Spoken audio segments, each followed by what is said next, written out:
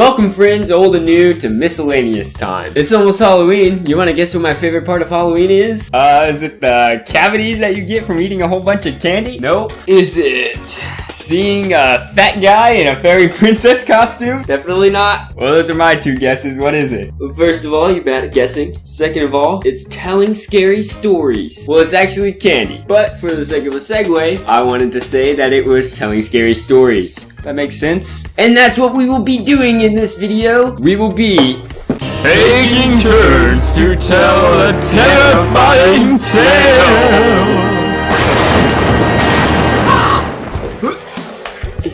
How this is gonna work is we're gonna start with a subject, Halloween related, and then we'll each take turns adding a sentence to the story until we reach a conclusion. This is completely improvisational. So should you pick the subject? Or should I? You should. Okay, I will pick the subject then. I think we should tell a story about a trick-or-treater. A trick-or-treater. A trick-or-treater. That is the subject of our story. In the first line, there's a little something like this. A young trick-or-treater, maybe about 9 years old, went outside into the cold Halloween night. His mom told him to put on a jacket, but he said, "I'm too cool to wear a jacket." His mom said, "You're right, it would probably clash with your ghost costume." And the kid said, "Yeah, I'm only wearing this ghost costume because it's the easiest costume to make anyway, not because of its warmth." And his mom responded, "The first sentence of the story said that you were like 9 years old. Why are you giving me such teenage sass?" And he said, "Well, I'm a very mature 9-year-old, Mom. Just because I'm not an adult doesn't mean I can't think for myself." His mom said, "Wow, that brings up another subject. Who are you going trick-or-treating with? Am I going with you?" the 9-year-old said, "Nah, our city's crime rate's pretty low, so I'm gonna go off by myself and my friends." "So you are with your friends," said the mom. "Yeah, well, what's it to ya?" said the 9-year-old kid with a lot of sass. "Well, I am your mom, so you better drop the attitude or I won't let you go trick-or-treating." Kid said, "I'm going trick-or-treating whether you like it or not, and I'm gonna be freezing as I do it." His mom, the little 9-year-old's mom, could not handle the attitude. She warned him, and she couldn't take it. She said, "You're not going trick-or-treating anymore, son!" and then the son took off out the door, running. And the mom said, "I was a track star in high school," and zipped out the door after him. And he said, "Why would you yell that at me instead of just running at me? I'm your son, I should know things like that, right?" And the mom said, "No, I just expected you to not care that much and not know anything about my high school life." The kid said, "You're probably right, I don't care about you at all, Mom, Jesus." And the mom said, "Ha! I was just tricking you by having idle conversation as I caught up to you." And the kid said, "Ah, crap! Now you caught me because I got caught up in your conversation." And the mom said, "Exactly as I'd planned. So now you're not going trick-or-treating." So the kid came back to the door and he threw his little bag that he was gonna put candy in on the desk, and he threw off his ghost costume that was really poorly made. And the mom said, It's probably for the best that you don't go trick-or-treating anyway because your costume sucked, and I wouldn't want your friends to make fun of you." And the kid said, "Where do you think I get my sass, Mom? Jeez." And the mom said, "Okay, wait, it's Halloween. I would be a pretty terrible person if I were to make my son stay home instead of go trick-or-treating. No matter how bratty he is, I don't want to do that. I want you to have some candy, some fun. So I'll go with you trick-or-treating. Is that fair?" the kid said, "I'd say you'd be a pretty terrible mother whether you let me go trick-or-treating or not, so it doesn't really matter to me." And the mom said, "Okay, you're not going." And the kid said, "I don't even want to go by this point, it's so much work." And the mom said, "This was supposed to be a scary story, was it not?" And the son said, "I think sass between mother and son is always a scary thing." And the mom said, "Well, the story actually kind of digressed into just back and forth dialogue either way. Nothing really happened." So then, BAM! Something happened. And that something was a giant jack-o'-lantern landing in the middle of their house like a meteor. It came through the roof and smashed into the floor and started smoking like it was an actual meteor. But it looked like a jack-o'-lantern, like somebody had actually taken the time to carve it. Like it was a jack-o'-lantern. I get it, yeah. It was a jack-o'-lantern meteor. So the son, his angst scared away, approached the Jacko-meteor. It's a good one. It's a good name for it. He approached the Jacko-meteor and he reached out his hand because touching meteors is what characters do in stories. And the mom said, "Don't touch it!" Because that's what moms do in stories. And the kid seemed to forget about his mother even existing because that's what characters do when they're told not to touch things. You keep saying characters, the mom responded to the narrator of the story. But you just seem to be talking to my son. Are you saying that I'm not a character in this story? The mother is definitely a character, said the narrator. Stop questioning the narrator, said the narrator, and get on with it. So the mom said, "No, son! Your hand is on fire!" And the son didn't even notice his hand was indeed on fire. And the mom said, "What's wrong with you? Why is your hand still stuck to that jack-o'-meteor?" And the son said, Ah! It hurts! And the mom said, "Well, put your hand up then!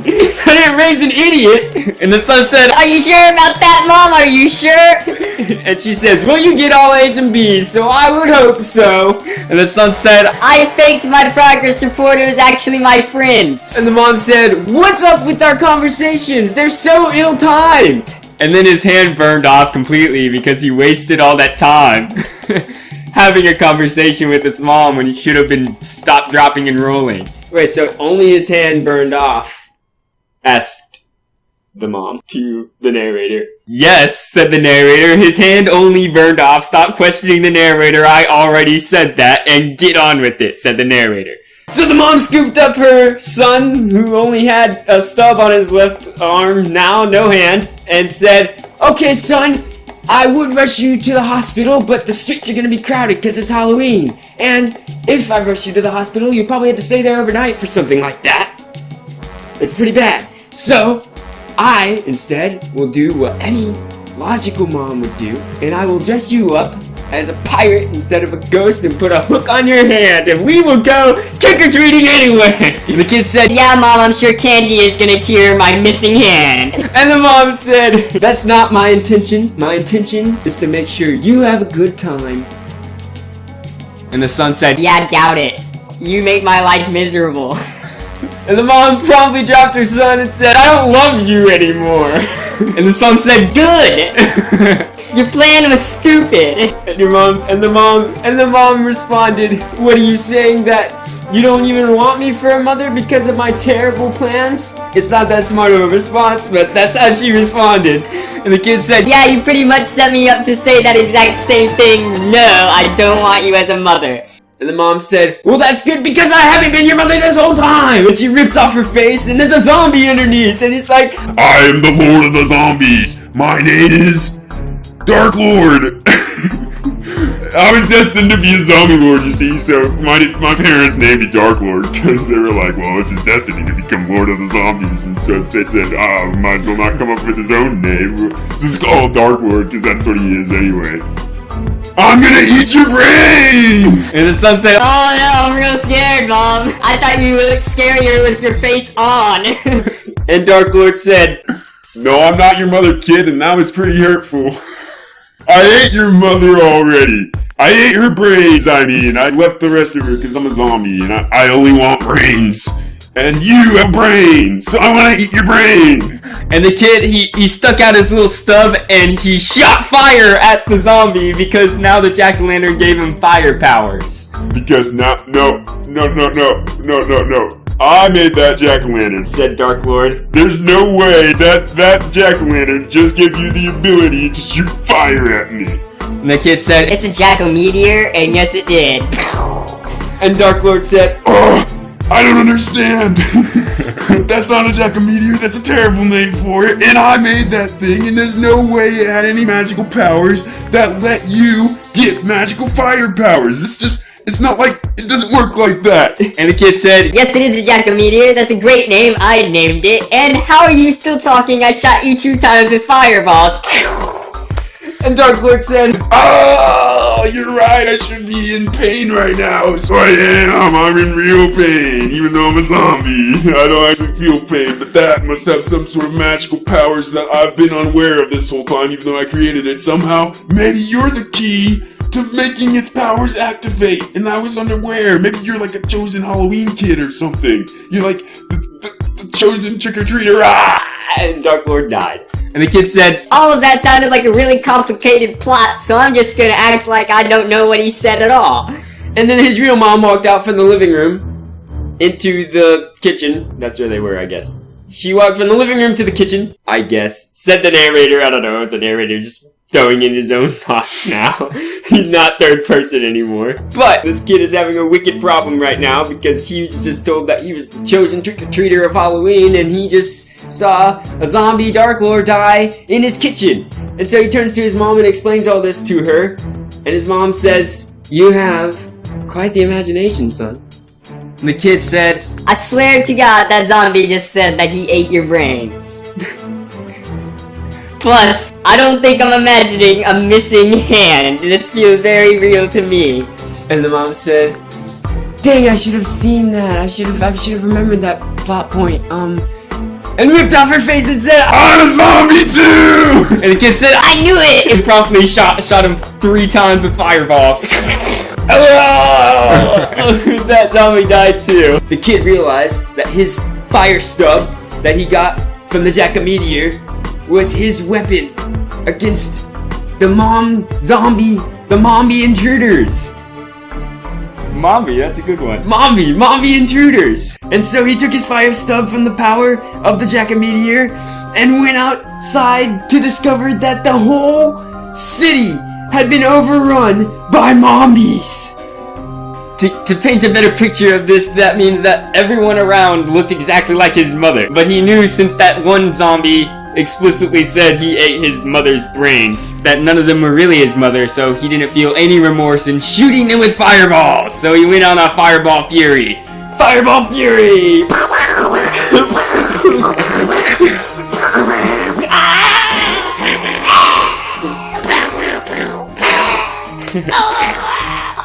Even his little friends that he was supposed to go trick-or-treating with looked like his mom, even though they were shorter. And then he went, I don't even care if you could possibly be my friends, or that I have to destroy my friends now that they look like my mother. This is too fun! and he went, and killed them all. And the story went somewhere. Once all of the mombies lay dead on the city streets, he looked up and the moon was full.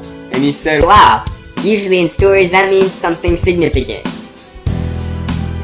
But not in this one. And he turned and gathered up all the candy from the zombie trick-or-treaters that he had just killed, and went inside and started sorting them into chocolates and hard candy. the Jack-o'-Meteor started to shake. Since he was in his living room, and the Jack-o'-Meteor smashed through his roof, so it's in his living room now. Right. And he did nothing. To remove it. Yeah, exactly. It's still there. So the Jack-o'-Meteor was still there, and it started to shake. And then it disappeared! And then all the lights went out, because they were still on somehow, even though a meteor crashed through the house. And then all the lights in the rest of the city started to go out. Well, just because a meteor went in the house doesn't mean the lights would go out. Isn't it, like, huge? Oh, no. No, it's like a little tiny meteor. It's like a regular sized jack-o'-lantern. Oh, I was thinking, like, huge. Oh, it might have been huge when I first said Like it. James and the Giant Peach huge. Oh, no, it might have been gigantic when I first said it, but I think it turned into a small one. Okay. All of this was said in like a footnote dialogue thing between the narrators. It wasn't actually even part of the book story. It's just a thing that's an author's, creative license. That's what it is. Get on with it, said one narrator to the next. And the narrator said, "Okay, yeah, well, you're just as at fault for keeping this story from going anywhere as I am." And the narrator said, let's not point fingers. And the other narrator said, "Even if we were to point fingers, the characters in our story wouldn't be able to tell because we're omniscient voices." And the narrator said, stop it, the audience isn't going to understand any of this. Put your freaking finger down and let's get on with this story. The kid started feeling weird. It turned out the candy that he so greedily consumed was what was turning everybody into mommies. So then, he felt his hands start to go cold. They started to shake. Or his hand, because he only has one hand, started to shake like this. And he was like, I feel like a zombie, sort of. This must be what zombies feel like. And then he started to slowly lose his thoughts, so they started to sound something like this. Zombie. Zombie, zombie. Zombie, zombie. And then started sounding more like this. And then he was a zombie. I guess he would be a mombi. Oh yeah, he for some reason still looks like his mom because the candy was what was turning into his mom. So his face would turn into his mom. That's weird. Because he had killed all the other mombies before he turned into a mombi, he was left to wander the city by himself for the rest of Halloween. There was a knock at the basement door. He was not in his house. He was wandering the streets, but there was still a knock nonetheless. From the inside. And help me, I'm still in here. It was the kid's mom! The kid's mom was still in the basement. And because he was a mombi now, he couldn't unlock the basement door, so his mom was stuck in the basement. So if he had not believed the Dark Lord zombie, who was stupidly named and died off very quickly for being the main antagonist and the main leader of all the mombies. And he said he was a zombie lord, and his parents named him, but he wouldn't have parents because he turned into the mombi. Like, there's no...